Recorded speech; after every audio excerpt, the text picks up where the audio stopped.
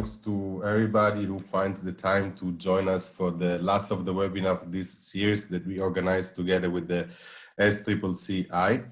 It was a nice journey. I hope that we will conclude this journey very, very successfully. We've been investigating, or some of my colleagues share with you, how to approach the COVID-19 from a pandemic management plan. Then the last week's session was more about how to involve the workforce. And today we will focus a little bit more about on technical aspects of Industry 4.0. Well, who am I?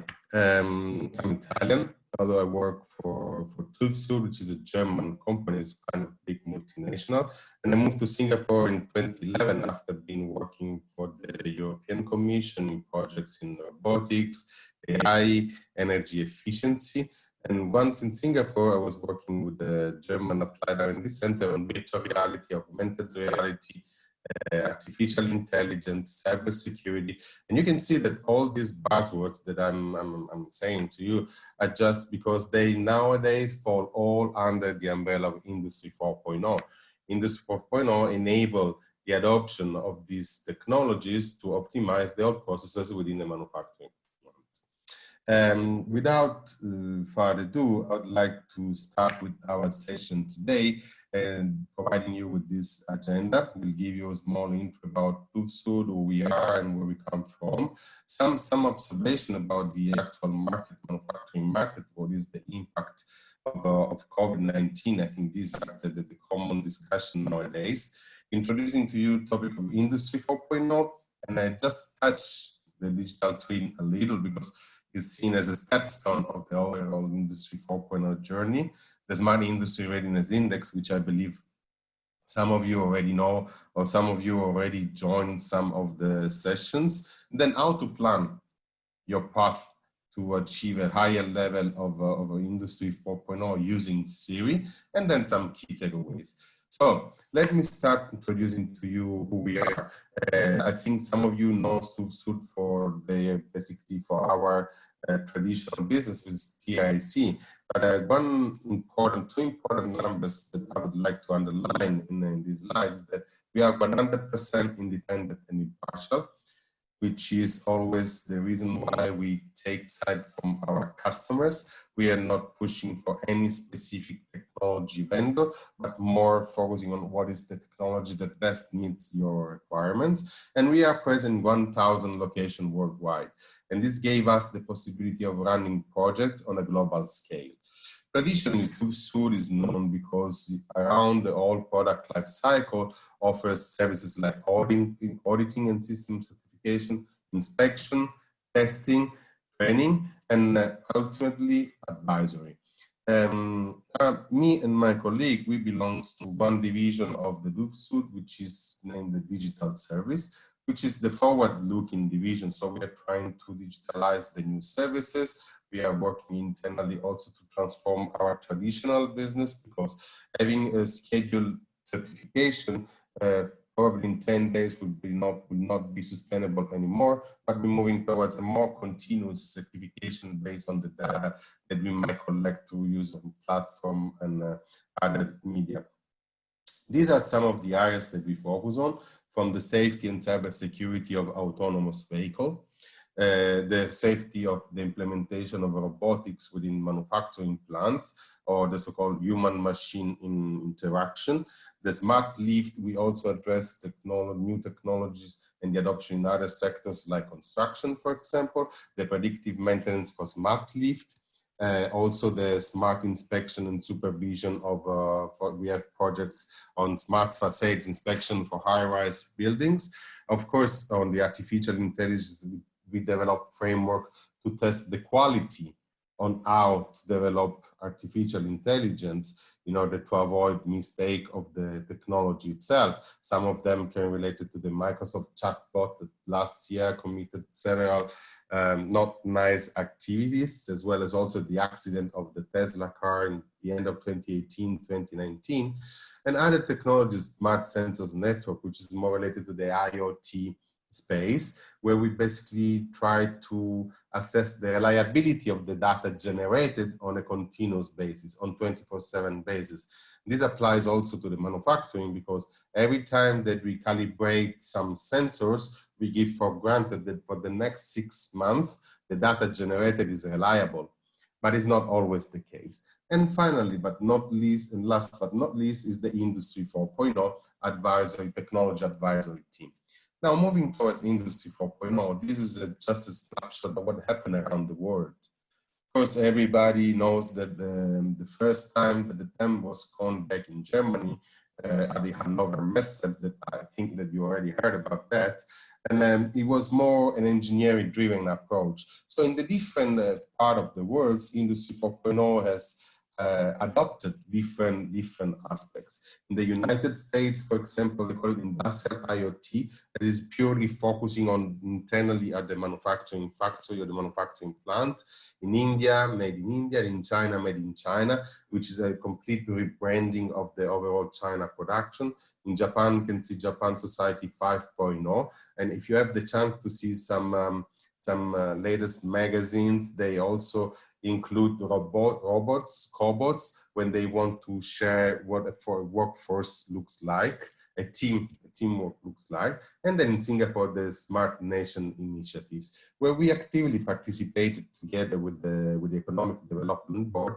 Together with them, we developed what I mentioned already, the Smart Industry Readiness Index, and we've been able to successfully run this index in different regions of the world, including Europe, USA, and Asia.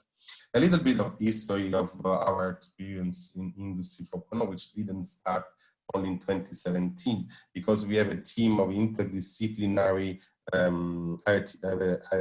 colleagues that have interdisciplinary background, and all together in 2017, we started the activities actively being involved with the development of the Industry 4.0 Maturity Index, which is a very nice index, but it's 1,000 to 1,300 questions and goes in depth to the level of technical capabilities of the different assets within the plant, like what are the communication protocol used by the different machines, and so on. In November 2017, together with the EDB, we launched the Smart Industry Readiness Index. In 2018, September 2018, we also worked together with the Singapore Manufacturing SMF and the ESG, where we launched the standard mapping for SIRI, which are the different standards aligned with the SIRI different dimensions. I will explain a little bit in a while. Then we launched the Index Partner Network in September 2018. We started training and education, and together with McKinsey, SAP, Siemens, we developed the SIRI prioritization matrix. As you can see, we conducted more than 300 assessment. We developed several roadmaps. We worked together with customers in different sectors. I'll share the sectors in a while.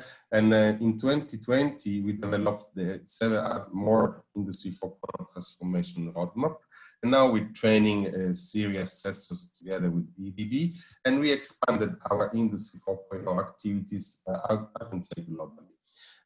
This is what we did so far. I mentioned 300 plus companies that we assessed with more than 2,000 key stakeholders trained, because the assessment is not only about understanding the capabilities of the manufacturing factory of the plant, but it's also transferring knowledge about Industry 4.0, which is very, very important. As you can see here, we covered almost all the industrial sector within manufacturing, and we run projects in F&B, in energy and chemicals, in pharmaceuticals, in medical technologies, in the oil and gas, and also in electrical and electronics. Myself, I'm quite responsible for the process industry, and we successfully ran last year a process project in mining, in the oil and gas, in the pharma sectors, just to name a few. Now, in October, November 19, we conducted a survey with some manufacturing operators. we involved more than 600 operators from all levels of the manufacturing plants, from the technical operators until the C level. And we realized that 41% are when we ask what are the major challenges that you face when you want when you think about Industry 4.0, 41% are at loss of where and how they need to start.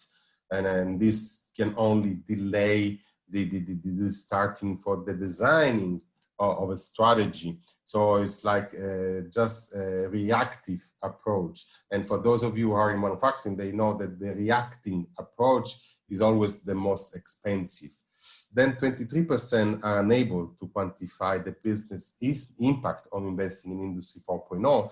And this is why they do not consider investing and keep on delaying the decision, and also incurs in indirect loss in market share. 90% use legacy systems and platforms, and they think that they are confined within their environment and cannot move forward because of this legacy. And 17% lack of full visibility on the shop floor. And this is definitely impacting on the overall business operation within the plant, and also impacting a lot on having a not agile decision-making process. And then the concept of agility is something that nowadays became basilar and very important in order to react to unexpected events. After I think that most of you are familiar with these challenges that COVID brought on a table of each of us. There's highly disrupted operations. And after the spread of COVID, most of the manufacturing plants were closed. There's high market volatility that is translated in having an immediate decrease in the demand for some sectors. Think about, the transportation, the impact that transport has on the oil and gas. And this was basically also proved by the negative prices of the oil that I think was never happened in the whole history. I think that the barrel cost was minus something like $34 or similar. And on the other side, skyrocketing of some requests of some sector, like think hand sanitizer, think for example of medical equipment, and this was not expected. There was no flexibility within the manufacturing or within the whole supply chain. The operation of the supply chain not stable, because with all this being disrupted, you also your time to delivery is no more accurate as before. You have no idea if the shipment will arrive or shipment will arrive to its destination. And then workforce capacity. The workforce capacity with having the safety of our employer, of the people working on the plant, as a first thing to look at. Another nice survey run by the WEF, the World Economic Forum, together with the Kearney consulting firm, asked basically to, I think, 369 manufacturers, operators, how the overall value chain from both the supply side and the demand side was affected. And you see on this left chart, that most of them ranked very high, was very highly affected. 8 was the answer that they give to this. That means that they have disruption on both sides. And then on the other side, they ask, how did you respond? How can you weight your response from a scale from 0 to 10? And you can see 5.4 is the average, which is not so high.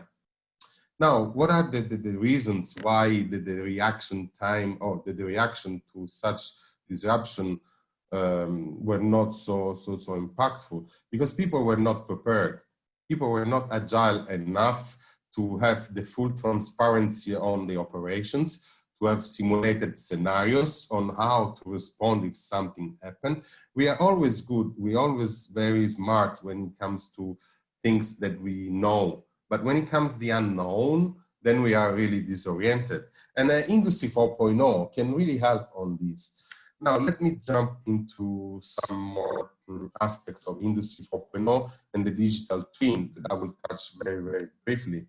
I think that all of us did our homework and we are familiar with all different four industrial revolutions happened since 1800s. What I want to underline is that what happens in the third industrial revolution, what happens in the third industrial revolution is that the first data started to be generated. But at that time, the cost of the computing power was so high that the benefit that can come from the analysis of this data were not tangible. And also, let's think at the technology at the time. I remember in 1994, 96, I had my first internet at home and was based on the ISDN. So in the manufacturing environment, maybe it was more advanced, but the ability of transferring data at that time was also not capable as today. Today we have infrastructure, communication infrastructures that can be implemented that enable a very large band and a very big amount of data to be transferred from machine to machine or from machine to different platforms. And also the ability of creating cyber-physical system, which is the backbone of a digital twin. Artificial intelligence is becoming more and more reliable nowadays. And these all technologies can enable what we call an hyper-connected value chain network. So Industry 4.0 describes the organization of production process based on the device autonomously communicating with each other along the whole value chain. This concept takes in account all the increased computerization of the manufacturing, where physical objects are transformed in digital objects. What is the difference between a physical and a digital object? The physical object doesn't speak. The digital objects sends you information, tells you information. And think about an RFID applied to physical objects, which has metadata that can share information about the objects. So digitalization helps to enhance agility. Last week, my colleague, Megan, analyzed these two graphs, the agility graphs that were developed by Acatech, the Academy of Technicians back in Germany, about what is the value add of having a higher level of agility from a workforce perspective. If you see here is more on technologically perspective, but you see there are different stages when an events occur.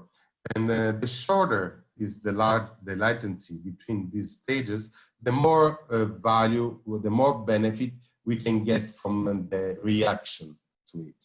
Now, an example that I was doing before the latest virus, it was about Zika virus. And the company who basically reacted faster to the creation of vaccine were the one who get more market share. Now, same logic applies to the actual situation. And but how to achieve this? You can achieve this higher level of agility if there's a higher level of integration between all these different phases. But this integration should also be within the all different business process within your manufacturing plant. There are different stages that you can plan to achieve for your Industry 4.0 journey.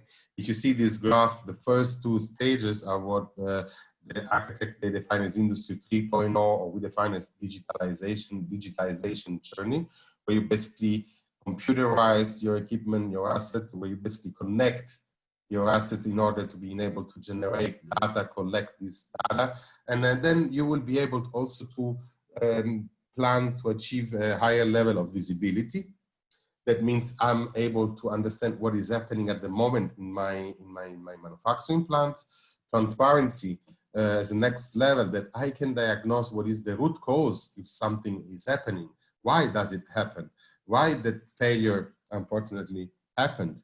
And once you have this data of failure, root causes, or near miss, because you took action in time, so we have near miss, you have enough knowledge base to consider to move to the next level, which is the predictability. That means that you are prepared if something may happen, or you can avoid this something to happen. And the last step, the last stage, is the adaptability, when the system or the process can self-heal itself. It can actually autonomously take some reaction to optimize itself back. This slide provides with some historical on what happened from let's say vertical integration point of view. You can see in the first image on the left is what they define as a monolithic pyramid. This monolithic pyramid, all the different layers are not communicating one with the other. The sensors and the actuators in the machine have some PLC which is not connected to a cell control. MES and ERP are completely in different world. What is happening today is that the adoption of cloud sources revolutionized the IT. But the IT is still disconnected from the operational technologies. So you see that there are cloud-based ERP systems, product lifecycle management, MES system, which are living in a different world than the operational technology world. And what will happen in the future is the network, an end-to-end network of all these instances within the different layers. You have machines, data and sensors that are able to generate data. This data is collected according to business logic at the edge. Then from the edge, this data can be transferred to some cloud technology in order to be analyzed, in order to be normalized and analyzed. Some intelligence can be applied. It doesn't have to be artificial intelligence, can also be high advanced statistics. And also then this can be provided, the results can be shared on web-based applications that are able to run on your computer, on devices, on iPad, on Apple Watch. If you need some alerts, also the wearable devices can play a role in here. Here is an example of several technologies that can be applied at the different level, at the different stages of the manufacturing process. For example, let's discuss about advanced analytics. The application in the design is basically the product usage analytics. If you think about the fast-moving consumer good FCMG, they constantly try to analyze the behavior of the customers in order to shape better the packaging, designing a better smell or some other sort of new features in the product, because they are very focused on NPI, on new product innovation, and transfer them to the market. How to better structure the overall demand and supply, how to control implementing some manufacturing control tower and predictive maintenance, how to monitor in real time the feed or the all distribution channels, and then also how to move towards a maintenance control tower with different strategy for the assets and equipment. All these technologies basically can flow in what I mentioned before, call it as a digital twin. It's not something new, the digital twin. The digital twin was introduced in 2003, and is basically the primary scope is to generate virtual models on basically physical objects in order to simulate the real world behavior. The digital twin is composed of three main components. The first component is the physical entities of the real world. The second is the virtual models of the virtual world. And then the connected data that combine these two physical and virtual entities. It's a journey. I mean, the way that I see the digital twin is a journey. It's not something that you can go to, I don't know, I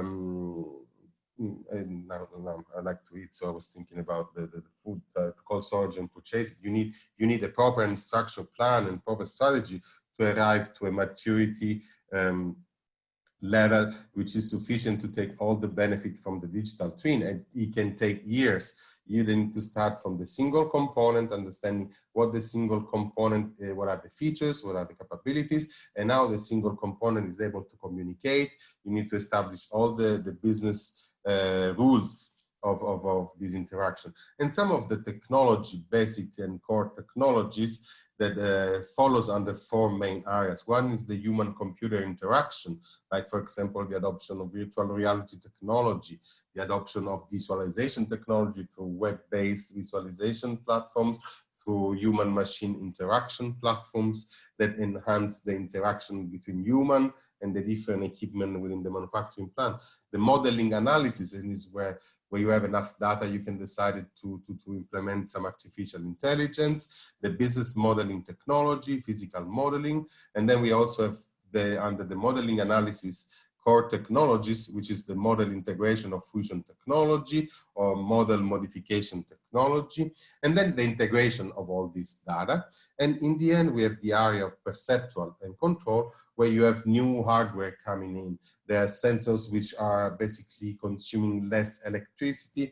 There are new multi-sensors that are able to measure different parameters from the same point, like, I don't know, vibration, temperature, and pressure can be measured all together within the same sensors. And this technology is continuously evolving.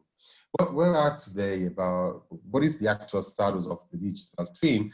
And according to the Alliance of Industrial Internet, and also according to many of our experience that we have within the manufacturing market, we are still in the phase 2 here of the data fusion and the real-time diagnosis. So if you see here, when you want to implement a digital twin, you need to break down all the different business processes of the manufacturing plant. In the product, you can see the product life cycle and how the digitalization of the whole life cycle can take place. The equipment, the assets that you have in the plant, the shop floor, and then the enterprise, where all the administrative processes take place. Some of the technologies already been applied, like for example, the equipment energy management or the OEE monitoring of the whole equipment. But for example, some other smart equipment is still on the exploring phases, while autonomous system is not yet been applied, as also the smart factory, the full smart manufacturing, smart factory concept is not yet in place. Probably there are very few of them around the world, and they all are, I would say, greenfield. Some benefit of the digital twin can bring is like having a digital twin platform will enable engineers and operators to run potential scenarios, like what-if scenarios. And these what-if scenarios are critically important. Also now, we learned that during pandemic situation, you need to plan for multiple scenarios. Then training for the manufacturing and the operation team. So the digital twin will enable the representation and simulation of real time of the physical plant in a virtual environment.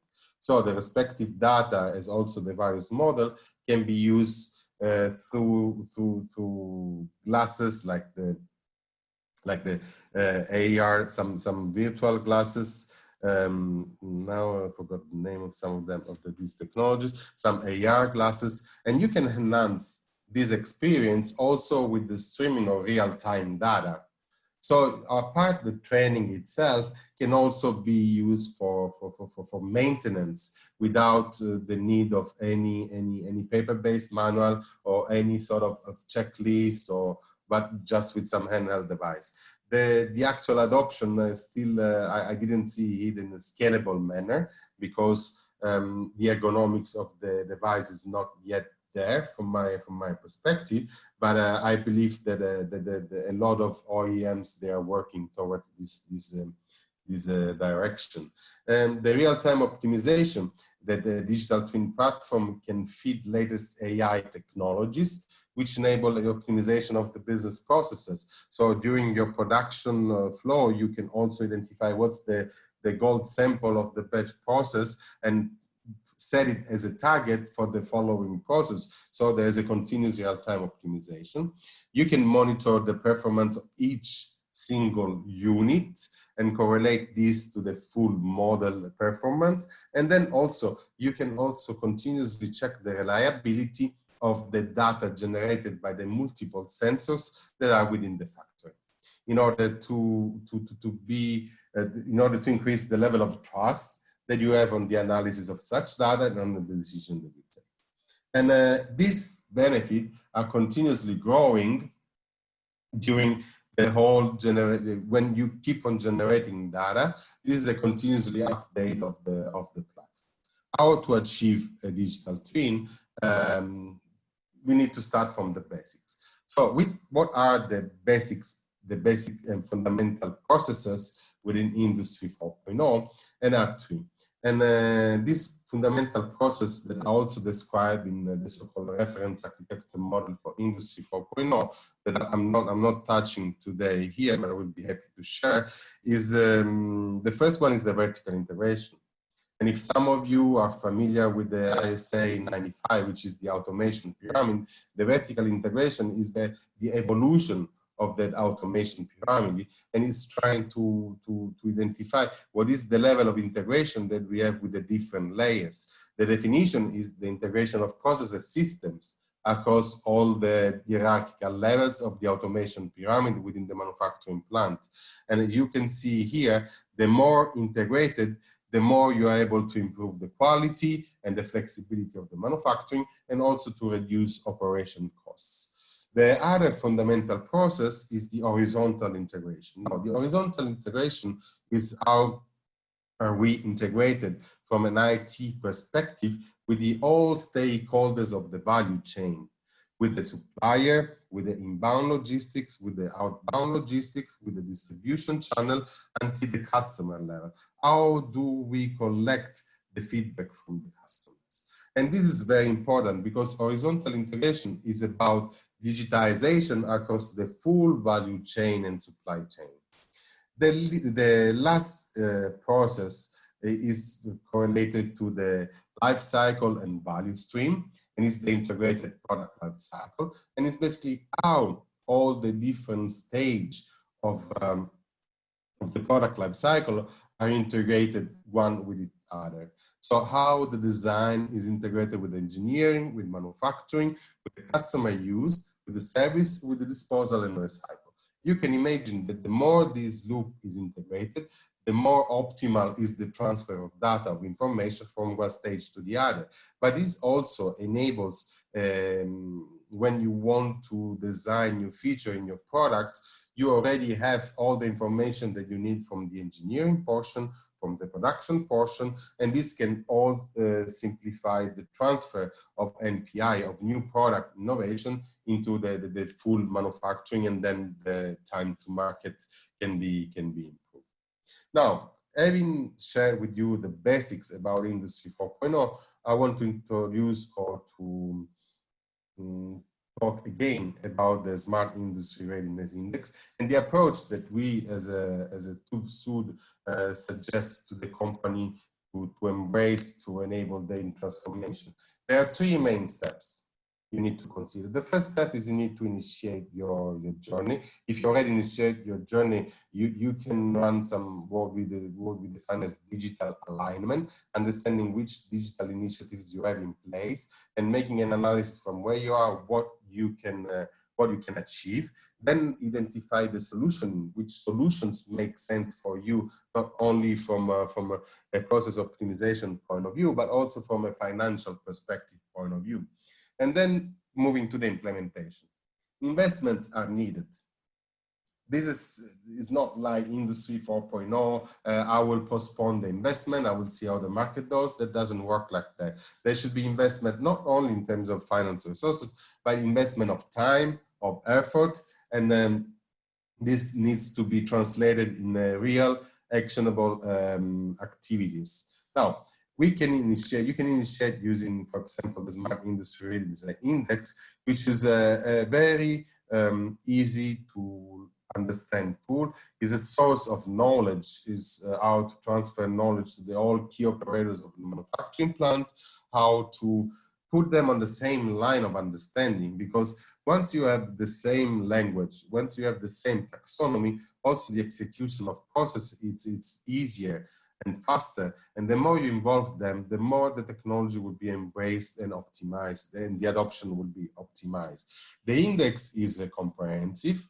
the index is a good balance between technical rigor and practicability, practical usability, and is relevant to all companies.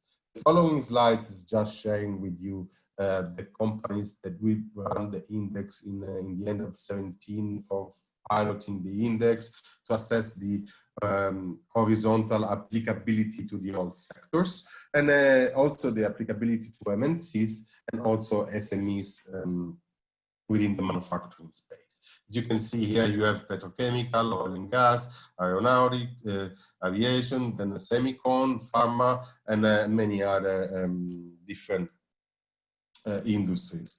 Now, this is a snapshot of the index. The index is divided in 3 main building blocks: process, technology, and organization, and 8 pillars. Each pillar is addressing specific characteristic within the plant.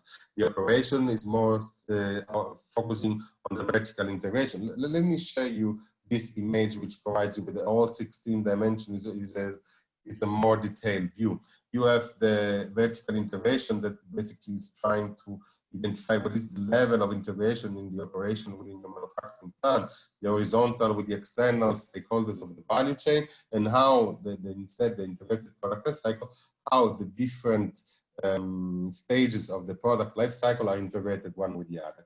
Then the pillars under the technology that are good to understand is like the level of automation, which is the ability of executing tasks. So the tasks most probably generate some information like OEE, some other sort of data. The level of connectivity that enables the transfer of this data to a platform that can be an MES, can be ERP, or can be also a database integrated platform. And then the intelligence that is trying to understand what is the level of intelligence in terms of what are the insights that we can get from such data. And we try to understand, and the index try to identify where this level of automation, connectivity, intelligence is on the shop floor, where there's a production of the goods. At the enterprise level, where the all administrative tasks are carried on, like HR, procurement, sales and marketing, planning and scheduling. And then at the facility level, how are the utilities, the management of the utilities, how is executed, how the information are connected, and how is analyzed. As the analyzed at the level of just visible, something going wrong, or is analyzed at the level, oh, that something went wrong because of this root cause. And then you can think also moving to predictive stage. And then the last building block, which is the organization building block, which is more focused on the human aspect, and is trying to identify how do we train the people, what are the leadership competency, what is the policy of the inter-collaboration, the intra-collaboration within the factory and with the external stakeholders, like for example, collaboration with the distribution channel or the point of sales, how are we connected? And also then, do we have a clear strategy? What is the clear strategy? Now we achieve the level of predictability, and do we want to achieve the level of adaptability in order to bring more autonomous processes within our manufacturing plant? And this is how, for example, the vertical integration that I shared with you earlier can be assessed at the different levels. So you can see there's undefined, defined, digital, integrated, automated, and intelligent. Each level cannot be identified if the previous one is not fully, or at least more than the 80% accomplished. What it means, it doesn't make sense for me to integrate the old processes on my shop floor, on my workshop, if there's not enough digital information generated. So it's no more than the 80%. We usually is apply the 80-20 rules, the Pareto rules. If no more than the 80% of the equipment and assets is digitalized, then there's no point of integrating this, because integrated is when OT and IT system, they basically are formally linked, and this provides me with a potential higher level of correlation of information and more insights. So this is a typical example. Now, how to plan your Industry 4.0 journey, how to start, or how to continue, or how to bring it to the next level using Siri. let's suppose that after what outcome, what theory will give you as an outcome is the identification at high level of some areas that you might consider to focus on. Of course, this is an holistic approach. You will need more investigation, more analysis to realize what is really needed. Here's the example: focus on BI, HI, shop floor automation, and shop floor intelligence, because these are the dimensions that might impact the most.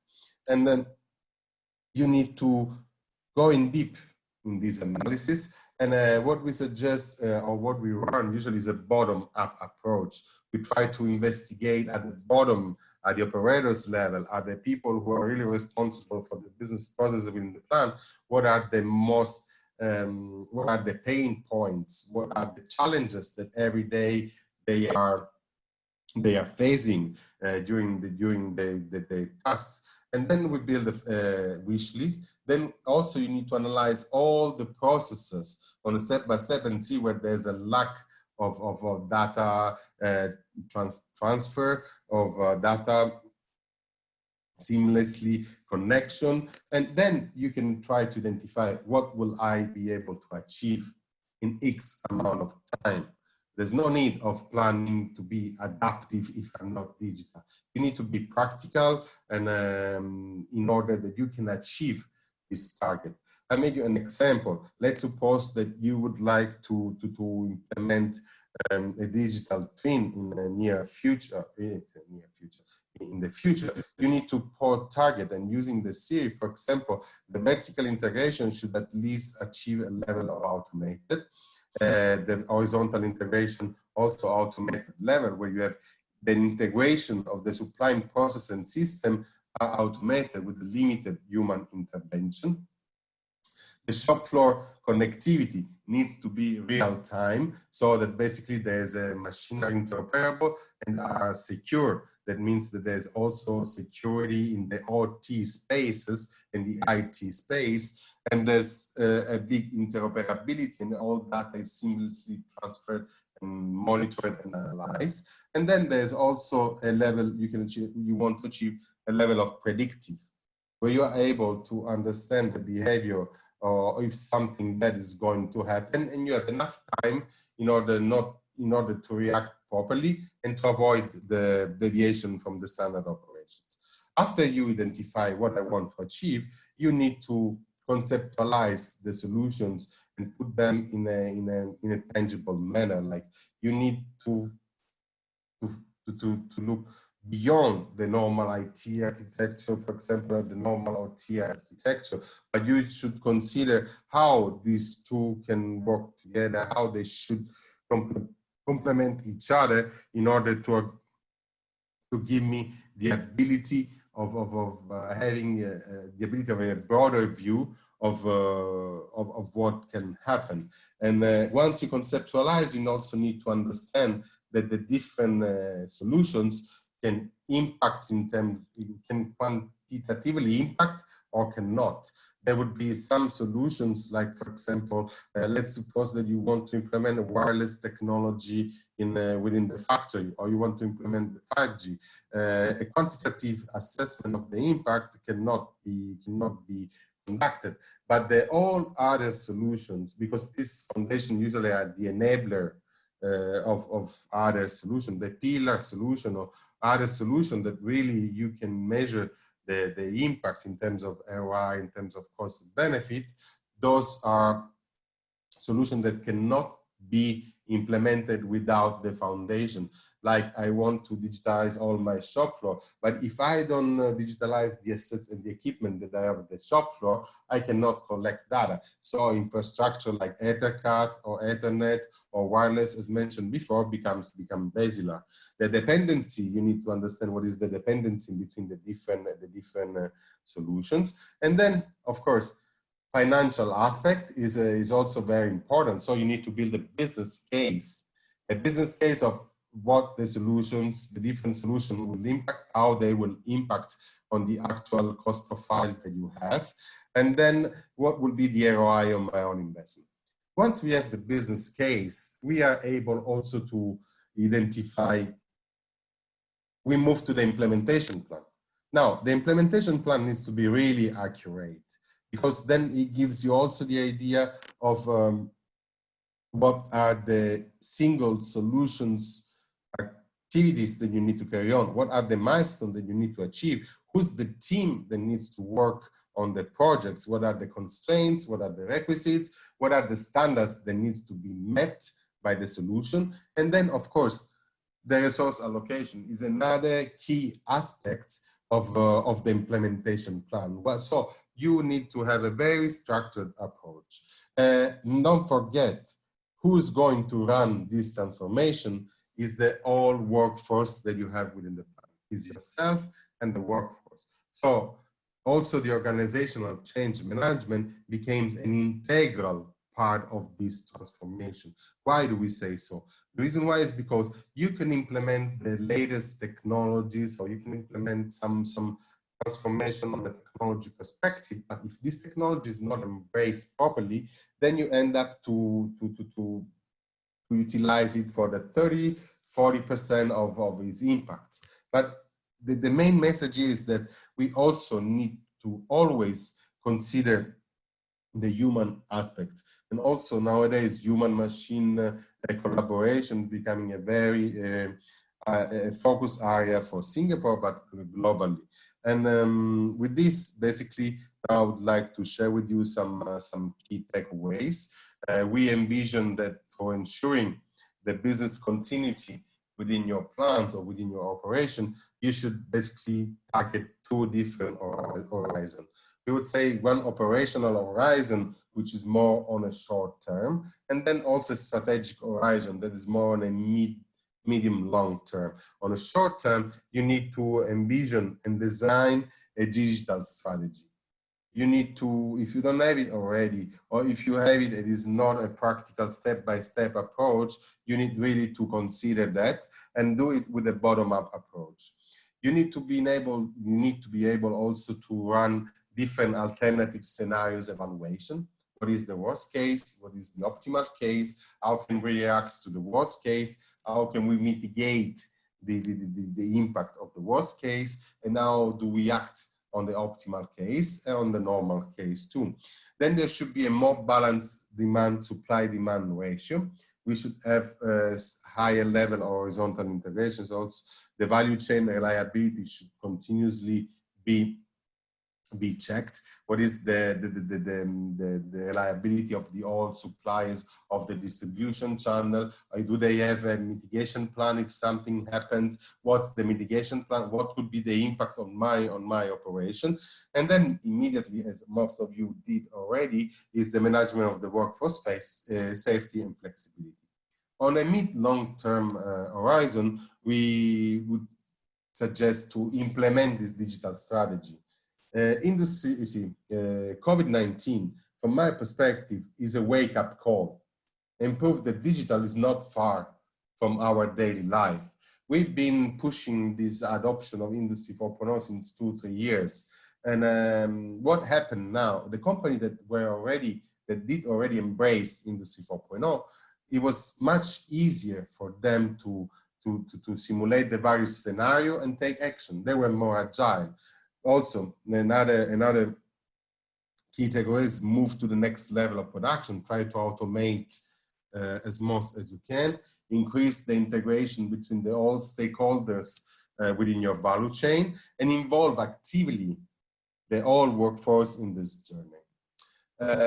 Final, I would like to conclude to say that in order to ensure this business continues in your plan and utilize the potential of Industry 4.0, you need a common taxonomy, you need a common language. Everybody needs to be on the same line, on the same level of understanding of what this means.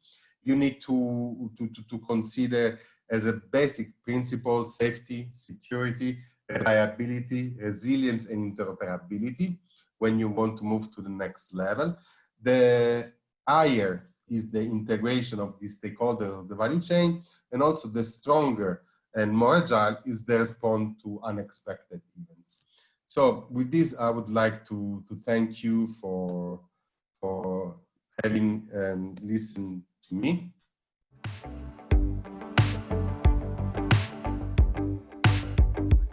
relating to what you said, mentioned just now, like the COVID-19 has pushed. So one participant asked, so how does COVID affecting the industry transformation and trend and development of Industry 4.0? Because just how you mentioned, so COVID-19 is a huge push.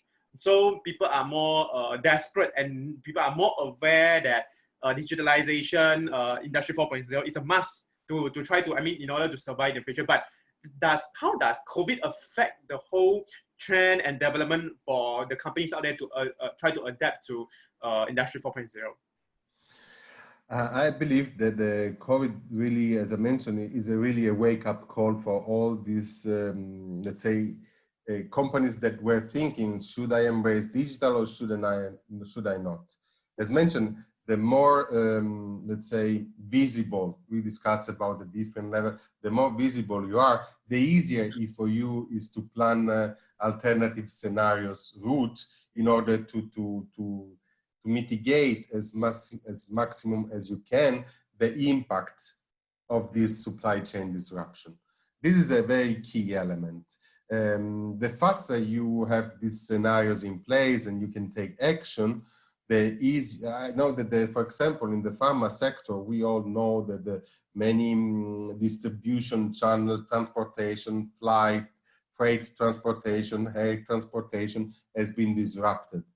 Some pharma company, they built a micro environment where they decided to deliver directly to the hospitals in order to be more integrated with the end users.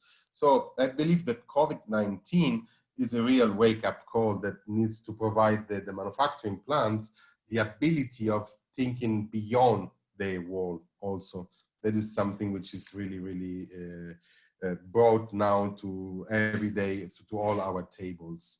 And I think this is the right moment to start also to plan, to reconsider several activities that you were thinking. I think this is the right time because you need to be ready. Touch wood. What if COVID 2024 or COVID 2022 will come back? Will we be more ready than we were today to face this unexpected event? Are we more integrated with everybody in order to have a cohesive approach and try to solve it all together? That's my view on what COVID brought us on table now. Okay, so I guess also, from what Antonio shared is that COVID-19 has pushed so much on transformation. So we always know that if there's a demand, the supply will be there, and also, of course, the cost of supply will be dropped, right? So, and also the conveniency and accessibility of all sort of tools and solution and resource for transformation Industry 4.0 is more accessible compared to in the past. So this also leads to another question from these attendees. So he's saying that I understand industry transformation is very important, but it seems to be costly. Under the pandemic situation, our cash flow is tight. Is this still necessary or timely to do Industry 4.0 transformation? Okay, so actually the question can break down to two parts. So one part is that, is this still, under the COVID-19, this kind of pandemic situation, with a lot of companies' cash flows are tight. So is it still timely and necessary for them to push forward to Industry 4.0 transformation? And if so, does it very costly? How much they can cost? And what is the, because of COVID-19 situation, how can they reposition their capital expenditure on this transformation? Costs will be there.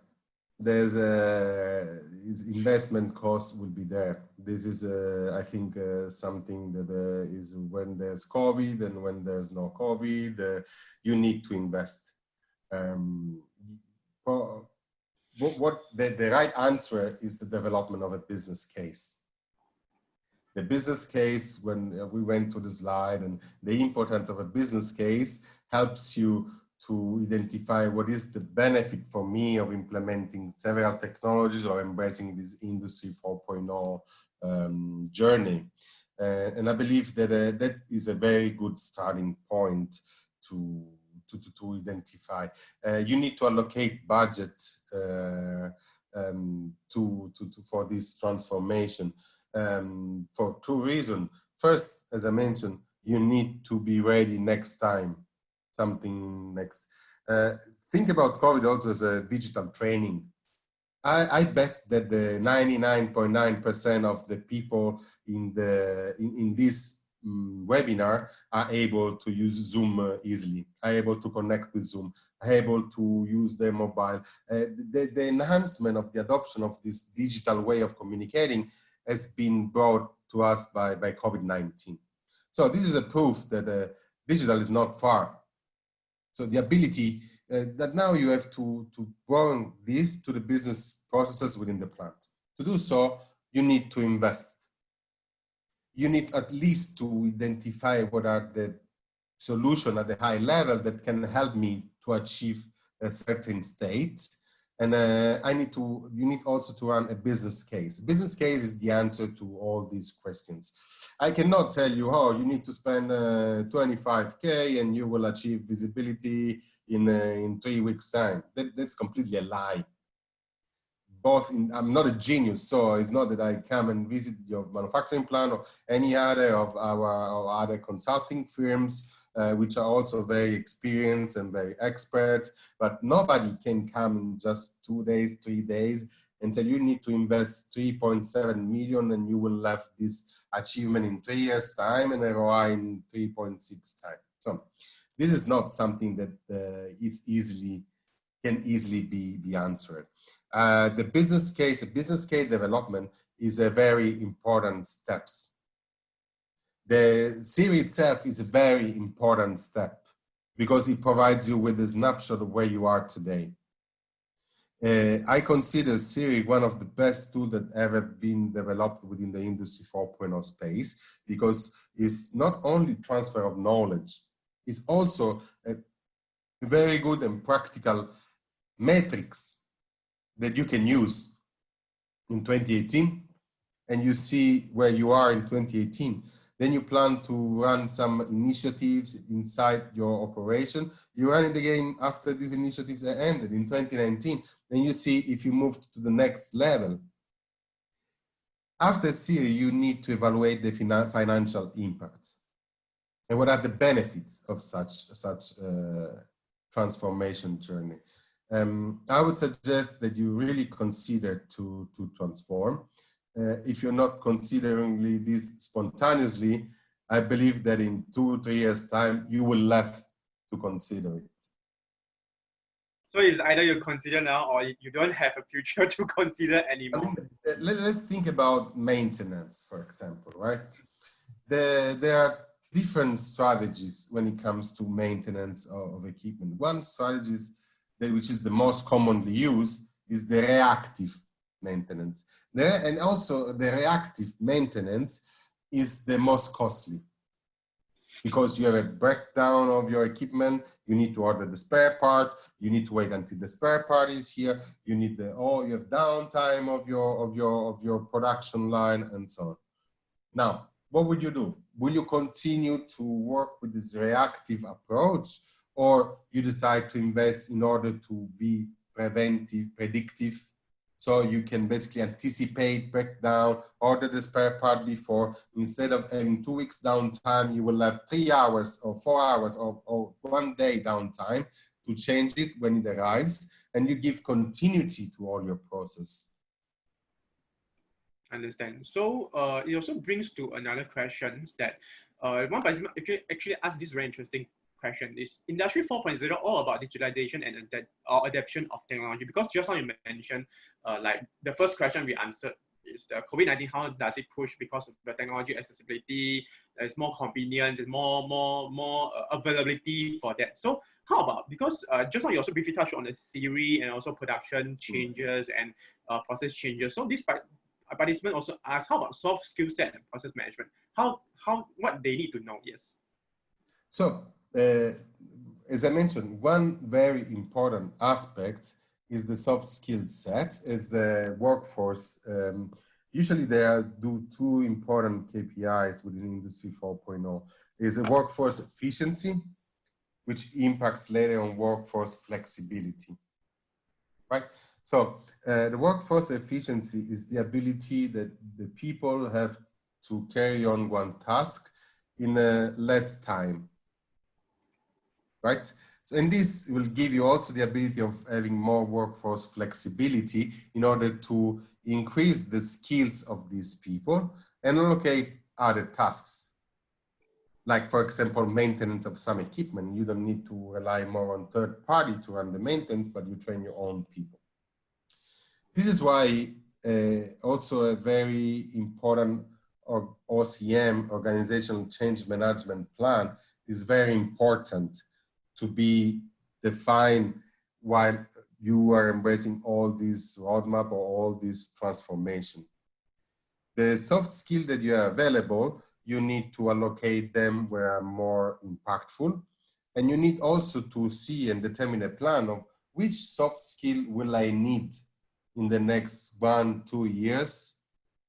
And in order also of these new skills, new workforce to be embraced by the actual workforce, you need to continuously develop also the way that they accept these changes.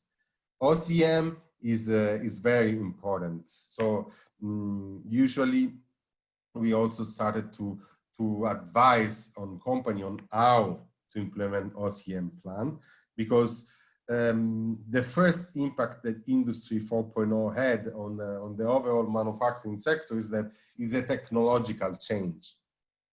But the second wave is that this technological change will not be fully optimized if there's no the embracement also from the human aspects. And OCM brings this.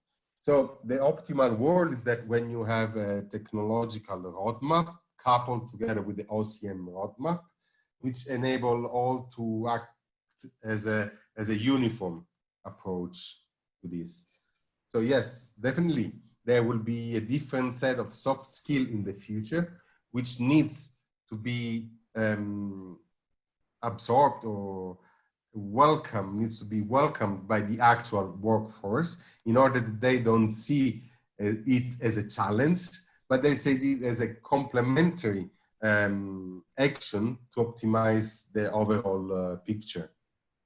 Thank you, Antonio. So it's also a good reminder for all of us, no matter how we adapt to transformation technologies, even for Industry 4.0, and you try to transform your company, at the end of the day, one of the very important factors and element is human. Your employee, your management, your organization structure, your organization culture, everything actually is related to human. It's to people. So if without people, you don't have anyone to carry out the transformation and the Industry 4.0. So yeah, it's very important. So mentioning the technology, so actually one participant also asked a very interesting question. So he asked, how will 5G affect the Industry 4.0? What do we see? What do we as a manufacturing company needs to know for the upcoming 5G tech? Maybe this is a participant that he is trying to adapting Industry 4.0. And we all know 5G is coming, and because of COVID, it's being suspended for a while, but inevitably it will come. It will come to, I mean, maybe in next year or maybe 1 year later. So how does it impact what the company needs to know if they are adapting transformation? We have a team that is focusing on the impact of 5G on the manufacturing plan. I can answer not as detailed as they could, but from my perspective, 5G is a faster way of transferring larger amount of data. Okay. Now, if you now have challenges in lack of data transfer, or if you cannot transfer the full data that you are able to generate, 5G might represent a solution. And also enables you to have faster insights if you send this data to the cloud to be analyzed, and then you get the results out of it. So 5G is a broader highway. You can see there's a broader highway, right?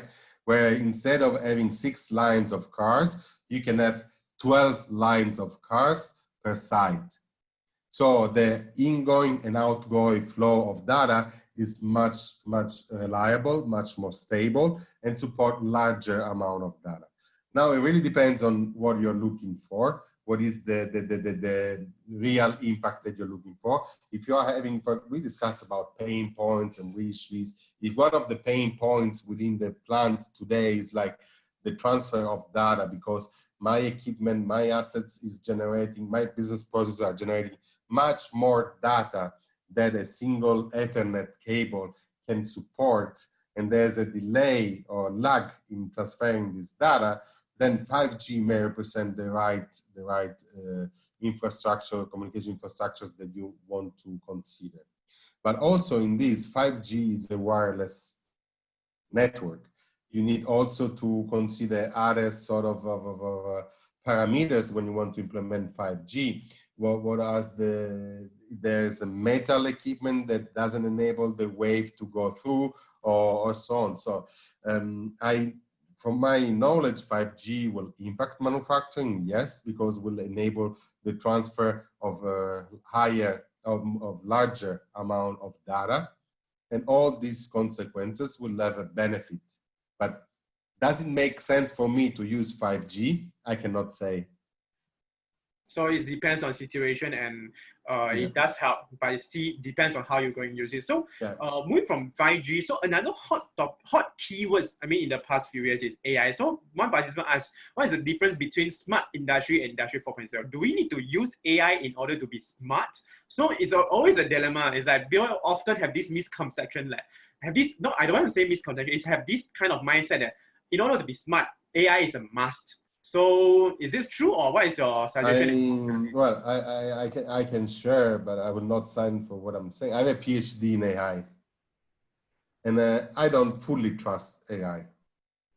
Okay, we are working very hard in developing a higher level of trust in AI to check the quality of the development of AI algorithms within our digital service in TUV SUD.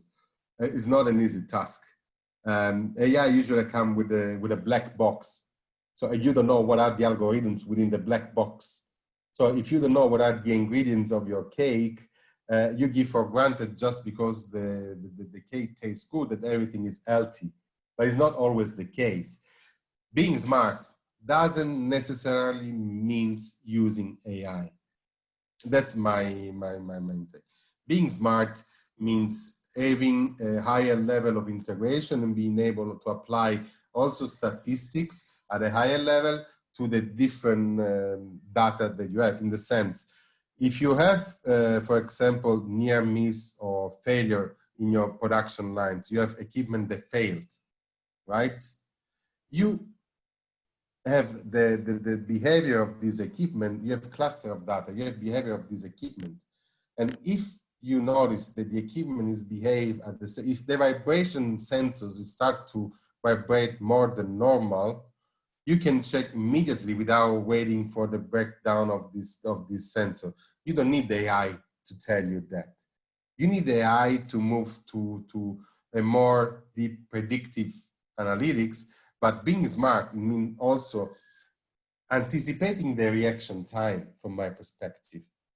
Anticipating the reaction without not wait the last minute or stress the operation until it breaks. So being smart is able to take action earlier. AI makes sense when you have enough amount of data, and the benefit of the adoption of AI will be tangible on the outcome. AI, from my perspective, is a very good advisory tool. In my past, we ran a project for a semicon company in Taiwan, where we basically implemented some AOI in my former, previously when we did technology development. We automated optical inspection using computer graphics to check the PCB component, electronic component. Now, we were using AI on a side, a deep learning AI, to cluster all the information of the defects. Because then, with this database, we can the production line manager could automatically see where the defects was generated, going to the root cause of this defect, and take action there. So this is where AI can play a difference. Again, is always a case by case. I wouldn't advise to use AI if the data there is not enough, is not petadata, is not big amount of data. AI needs to be applied where it makes sense. I will be very happy to discuss this is case by case thing. You think, okay, chatbot is a different thing, but if you want to implement AI to your processes, you need really to also structure and strategize it properly. And in the business case, does it make sense or not? It's very important. I would be happy to investigate on each single case because it's something really, really interesting. And the application of AI as of Industry 4.0, there are myriads of them.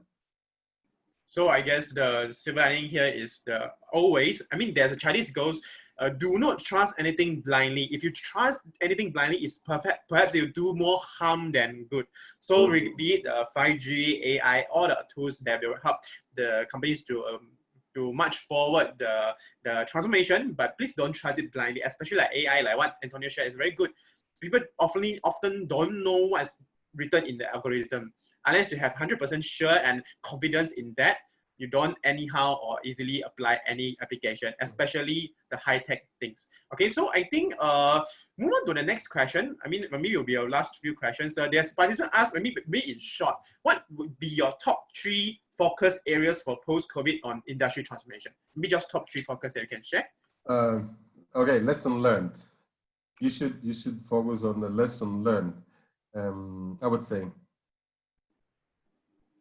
increase the automation level and the data generation level within your plant. Try to digitalize, so vertical integration. I guess that having a higher level of control of everything that is happening within your plant will enable you to run a potential simulation of alternative scenarios, of potential scenarios of what if some other unexpected event happen and how to react in order to mitigate the risk. And if you ever have full visibility of your process, of your business processes, it's easier that you can plan and then mitigate the whole impact. Second, try to be more integrated with all your supplier of the horizontal integration. I would say try also to integrate as much as you can with all stakeholders of the value chain. Because if you also have integration with your distribution channel and your final sales point, you know that this will be impacted and that your product will not be delivered before 2 or 3 weeks time. And you can evaluate some alternatives to make them happy, to keep them happy, to keep your time to deliver as you estimated previously. I would say these are 2 big areas. And the third one is the workforce. Never forget the workforce that you have within your plant. One is always what they call HSE, health, safety, and environment in the different companies. You need always to safeguard your workforce, and you need to work your workforce to be aware about everything that is happening. Would this be the Industry 4.0, so speak all the language? Would this be Team A, Team B, for this reason, for that reason? What would you think? Involve your workforce as much as you can. This is, I think, the 3 areas. So vertical integration, horizontal integration, and your workforce. Okay, thank you, Antonio. So I think we are almost at the end of our webinar. So maybe at a final advice, I mean, in view of the current situation, we are moving from phase 2, maybe perhaps we are looking to a phase 3 and become, also the new normal. So maybe can you give me all the attendees today maybe a quick summary of final advice or suggestion for them to, in view of this situation and also the need of Industry 4.0 transformation, what is this, final kick or like advice to them?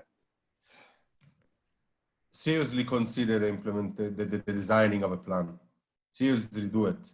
Do it in an integrated way. We would be very happy to discuss these different aspects. It's not you need to work with us. We're happy to discuss this. You within your plan, you are focused a lot on your daily operation. You need to sustain your daily operation. You have a lot of things to do. there are experts that outside there focus just on supporting in the the structuring, the strategizing, in the implementation, on running business case. So really, this is a wake-up call. Think about what could have been done better now. At the planning of the different shift within the plant. Maybe instead of having 3 weeks time, I could have managed to have 2-week downtime. And 1 week is very important.